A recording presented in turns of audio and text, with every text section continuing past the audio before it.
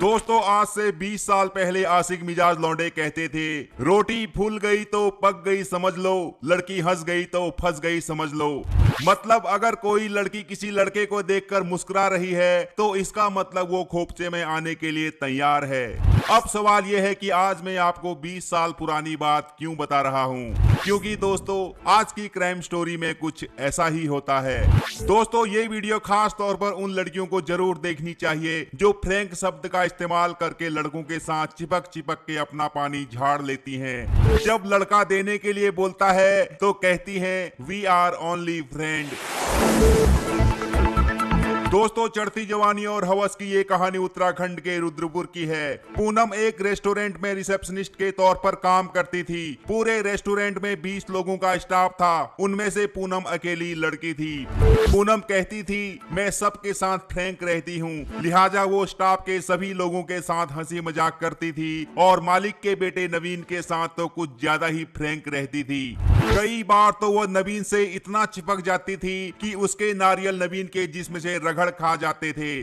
पूनम का ऐसा व्यवहार देखकर नवीन को लगने लगा कि पूनम उसे देने से कभी मना नहीं करेगी, लेकिन इतने कर्मचारियों के बीच 61-62 करना संभव नहीं था। एक दिन नवीन दरवाजे में खड़ा होकर कर्मचारियों को काम बता रहा था, तभी पूनम उससे चिपकते हुए वहां से गुजरी तो पूनम के कोमल अंगों का स्पर्श पाकर नवीन का खड़ा हो गया। काफी कोशिश करने के बावजूद भी जब लुल्ली बैठने को तैयार नहीं हुई तो नवीन पूनम से बोला चलो आज कहीं घूमने चलते हैं। ये सुनकर पूनम खुश हो गई। नवीन पूनम को सीधे ओयो होटल ले गया। कमरे में पहुंचकर पूनम बोली तुम मुझे यहाँ क्यों लाए हो? तो नवीन बोला जब भी मैं तुम्हें देखता हूँ तो मैं मदहोश हो जाता हूँ, मैं एक बार तसल्ली से तुम्हारी लेना चाहता हूँ। ये सुनते ही पूनम गुस्से में आग बबूला हो गई। वो बोली तुमने मुझे क्या समझा है? मैं तुमसे बात करती हूँ, इसका मतलब ये नहीं है कि मैं तुम्हारे साथ सेक्स कर लूंगी। तुम्हारी सोच इतनी गंदी है, अगर मुझे मालूम होता तो मैं तुमसे कभी भी बात नहीं करती। ये सुनकर नवीन हैरान हो गया। जो लड़की उससे सेक्स के मामले में खुलकर बात करती थी, उसके अंग से अपना अंग रगड़ती थी, वो तो बड़ी धोखेबाज निकली। उसने तो खड़ी लुल्ली पर धोखा दे दिया। लेकिन नवीन को फिर भी विश्वास था कि पूनम उसे दे ही देगी, लिहाजा वो उसे मनाते हुए जबरदस्ती करने लगा। ये देखकर पूनम और भी ज्यादा भड़क गई। उसने नवीन को धमकी देते हुए कहा कि मैं तुम्हारी इस हरकत के बारे में तुम्हारे मम्मी पापा भाई बहन सबको बताऊंगी। ये सुनकर नवीन डर गया और पूनम से माफी मांगने लगा, जिसके बाद ये दोनों बिना करे फालतू में ओयो रूम का बिल भरकर वापसी के लिए निकल गए।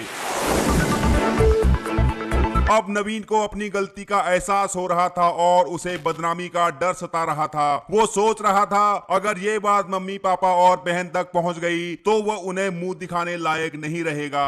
एक बार फिर रास्ते में उसने पूनम से माफी मांगी और कहा कि ये बात किसी को मत बताना, लेकिन पूनम कुछ नहीं बोली, चुप रही। तो नवीन का डर और बढ़ गया। अब नवीन इस गंभीर समस्या से निकलने का रास्ता ढूंढने लगा। तभी उसके दिमाग में अचानक ख्याल आया, ना रहेगी बांस ना बजेगी बांसुरी।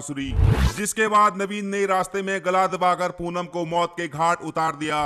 उसकी लाश को नाली में फेंक कर घर चला गया। लेकिन जब मामले में पुलिस की एंट्री हुई तो हत्याकांड का खुलासा होने में देर नहीं लगी, क्योंकि स्टाफ के सभी लोग जानते थे कि पूनम नवीन के साथ गई थी और वापस नहीं आई। इसके बाद नवीन के निशानदेही पर पुलिस ने पूनम का शव बरामद कर लिया और उसे मोहब्बत से जेल भेज दिया।